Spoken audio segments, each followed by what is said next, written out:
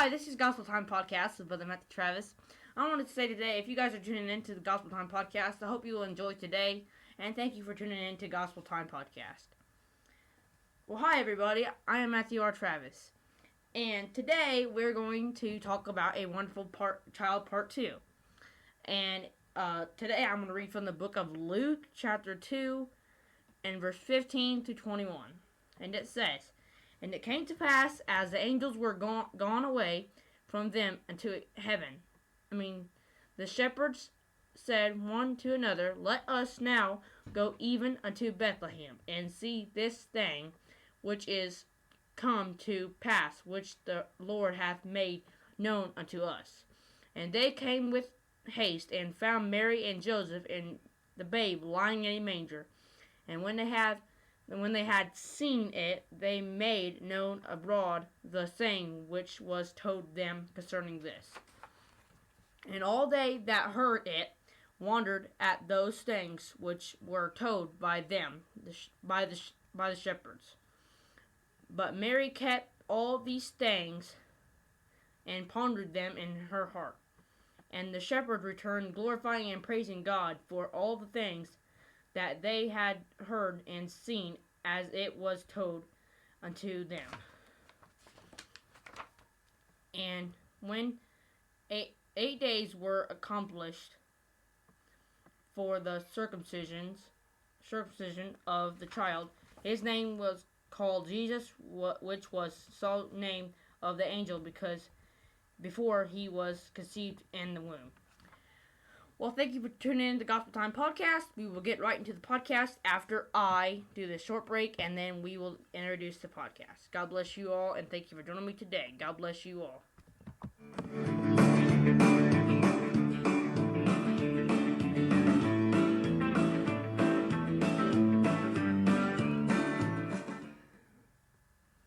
Well, hi, and welcome back. Today joining us is Derrick Allen, and I thank you for joining me, Derrick. Thank you for joining me, Derrick. Hi, how you doing? So today we're going to talk about a wonderful child. So, Derrick, isn't he wonderful? Amen, he sure is. So today I'm going to ask you to say how wonderful he has been to you and how much he blessed you. Well, if I'm going to put it in the words of the great Einstein, if I was to explain how much God has done for me, there wouldn't be enough paper in the world.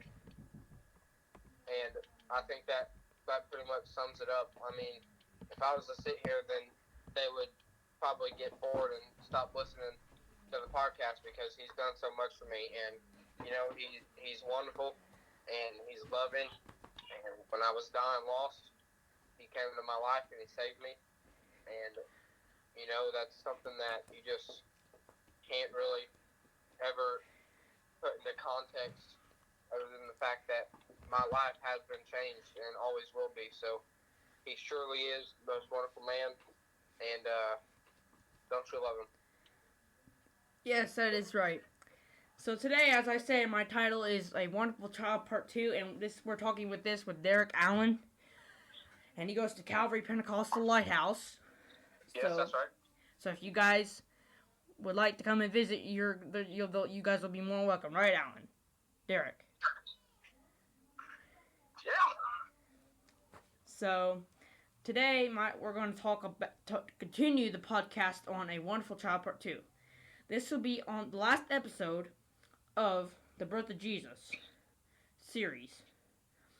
So I want you to look at verse 15, and it says, it talks about the shepherds going to Bethlehem to see Jesus. When they were doing that, they didn't realize that they were going to a wonderful child. Correct. So I'm going to read the verse, and it says, "And it came to pass, as the angels were gone away from them unto heaven, the shepherds said one to another, Let us now go even unto Bethlehem, and see these things this thing which is come to pass, which the Lord hath made known unto us. So, as you see in this verse, they were going to see a wonderful counselor, mighty God, and a Prince of Peace named Jesus. But when they saw him, they were amazed. I will show you. Look at verse 17 and 18. It says, when they had seen it, they made known abroad, saying which was told them concerning this child. And all they that heard it wondered at those things which were told them by the shepherds. And the shepherds were amazed. And what did they do? They made known abroad. What does that mean? They broadcasted it to the world about Jesus' birth, like I do on a podcast. Correct. Hey, man, preach it. They did it. They spreaded the word about Jesus' birth. That's what we need to do. We need to tell people about Jesus because we're in the last days, and the people need to get saved. This will be a very good time to do it. So now, Derrick, do you have anything else to say about Jesus? How he's been to you and how he's brought you through this another year and put you into 2022. Yeah, actually, and I don't like talking about this in public, but I mean, I've told just a little bit of people about what's happened, and it wasn't just in 2021, but it was also in 2020. It was a continuing problem in my life, but there was people or a person in my life that I just wasn't able to really let go of. It was a girl. I'm not gay, and she was like going to a public high school. She believed in God. She was Pentecostal. She just wasn't Pentecostal holiness, and that was really the only problem I had. But like, I wanted to be friends with her and stuff like that. But you know, God told me that if I need to get closer to Him, that I need to drop her, and I had a super hard time doing that because I had already gotten super close to her, and like we were just good friends. And you know, I had a lot of friends help me with it, such as my dad and somebody I call my youth pastor, and you know, they helped me through it. And I wasn't able to get anywhere where I am today and be the man I am today if God wouldn't have helped me get past it. And you know, a lot of times people sit there and I know they're saying Jesus is in the story, but when Jesus walks on the water, he tells Peter to, you know, walk on the water to walk to Jesus, and Peter steps out, and when he begins to walk, he gets distracted by everything that's happening, and he begins to think. And you know, we go to church and we're focused on Jesus, we're focused on how good he's been to us, and then we look around at the world that's falling apart, being destroyed and destructed. And you know, we begin to lose focus, we begin to lose sight, and we begin to sink. And you know, if Jesus wasn't as good as he is and as merciful as he is, you know, he wouldn't have reached his hand out and saved Peter, and he wouldn't have reached his hand out and saved me either. So I can't put into context everything he's done for me, but there's not enough words in the world to describe, like, there's not enough languages in the world to describe how good Jesus was and how good he is. And it kills me as a Pentecostal holiness preacher to stand up in a pulpit and as a sinner sitting there in the pews, and you need to tell them about God, and they're blaming their problems on him, and you know, it just hurts. Yeah, that is so true, Derrick. If you will, can you tell the story about when the people had their house burned down about the doll? Yeah. So I heard this illustration used from my dad, but he told it to me in a message one time. But there was this family. It was two parents and a kid, and they they they had a big house fire, and it burnt down, and this little girl was standing where her room used to be, and you know, where she used to call home, and she was just standing around looking at everything that had just been utterly destroyed by fire and burnt up. And she looks down through the ashes and she sees a pink dress, and she goes to pick it up, and it was one of her favorite baby dolls. And this baby doll has been burnt and destroyed, and the side of its face had been melted, and it didn't have an arm, and you could tell that it's been through destruction, and But she walks up to her daddy because it's her favorite baby doll, and she walks up to her dad and says, "Daddy, Daddy, Daddy, can I keep it?" And the dad looks at it, and all he sees is a burnt baby doll, and he don't know the value that it has to her. And why she's standing there with tears in her eyes in what used to be her home, the dad looks at her and says, "No, it's all burnt up, it's all destroyed." And then she goes, "Well, I don't care about the looks, I care about the song it has."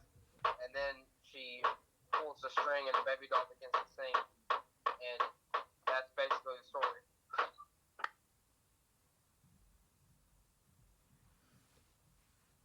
Yeah, that is really good, Derrick.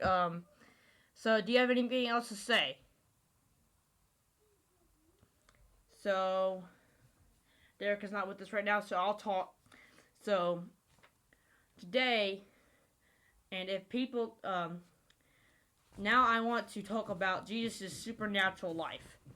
So, if you will, go. This is what is about his supernatural life. So, today, I want to talk about it. So, it says, Christ made himself no reputation and took upon himself the form of a servant. This is Philippians 2:5-18. If you guys would want to read it, I'll have that down in the description for you guys. Jesus limited himself and yet never ceased to be God. He willingly kept within himself so much of his power, he endured life as a human. Being in order to understand our trials, Christ dwelt in the midst of sinful men. The blessing in incarnation is God with us. The blessing of heaven is with also be Christ was born in humble Bethlehem. Bethlehem is called the little among the thousands of Judah, and yet to this insignificant place Christ was born. Christ was born in a humble stable.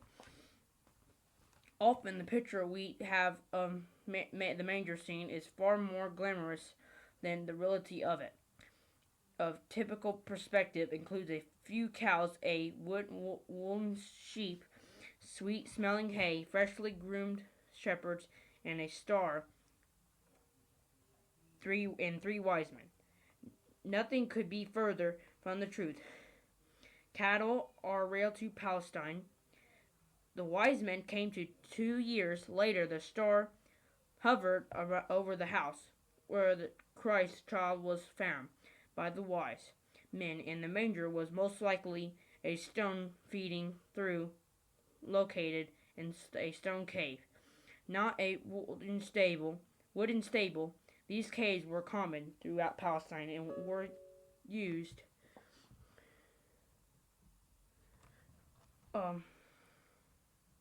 for housing sheep while they were lambing. The cave in which Christ's child was born was probably into crowded Bethlehem Inn. It was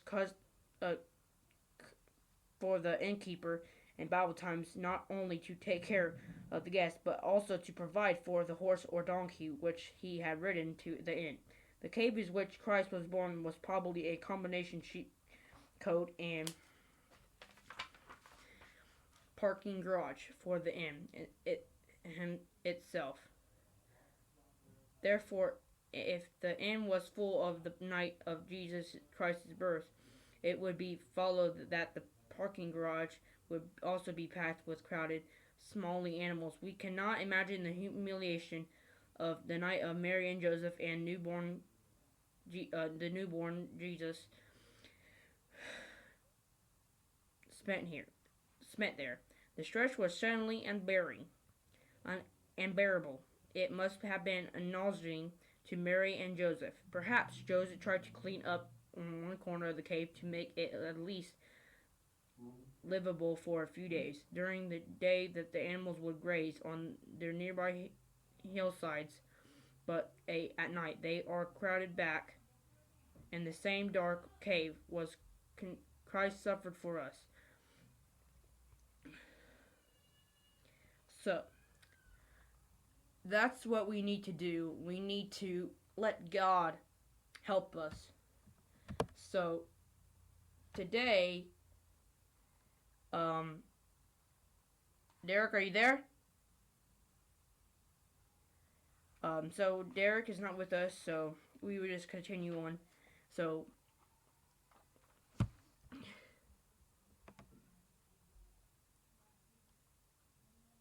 today, I just want to say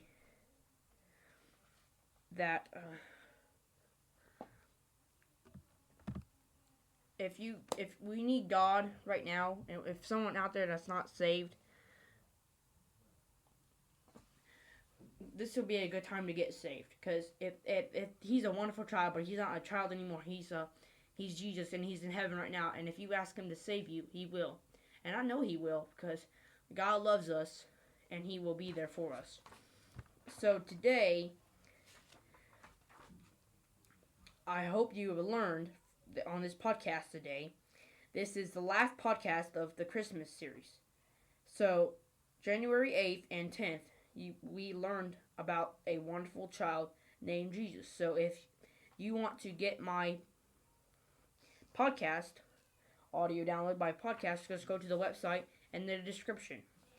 And if you want to support the Home Singer program, go to https://streamlabs.com, Matthew Travis. To get more episodes, go to www.gospeltimepodcast, and I will also have my Instagram in the description so you guys can see that too.